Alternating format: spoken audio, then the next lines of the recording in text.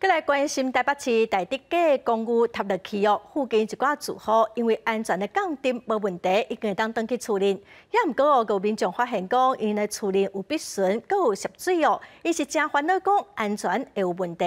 台北市政府今仔搁再请三大技术工会到现场鉴定，初步是认定讲无严重的安全疑虑，也毋过会阁继续评估。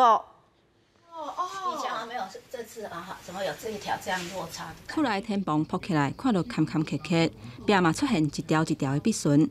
为门卡口要入去，抬头一个看嘛拢闭起。楼梯间甲两栋厝的接缝，壁损嘛拢看现现。台北市府15开始委托三大工会去大直街非严重受灾户的厝内勘查受损的情形。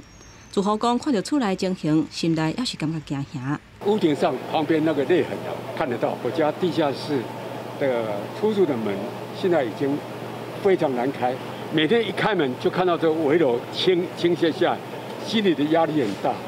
有一次地震很大嘞，就是这样冲，哎，就这样摇。这个事件过后，你会更担心，对不对？对。技术工会人员一个一个把必损的所在翕起来甲记录，方便后续详细评估。不过初步认定，附近的建物并无严重安全记录。如果说有新增的或者是加剧的，我们都会记录下来。也就是它有结构性的一个损坏的时候，我们会跟市府先跟市府去提报说，这个可能还要再做更进一步的这个检测。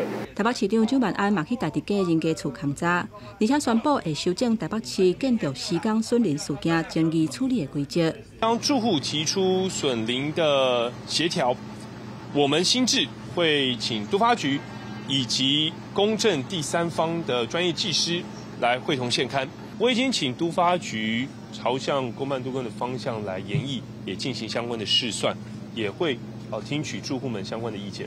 针对其他建设施工的问题，造成大直街规栋厝落去甲起去，监察委员认为涉及公共安全，而且严重损害民众的权益，已经申请主动调查。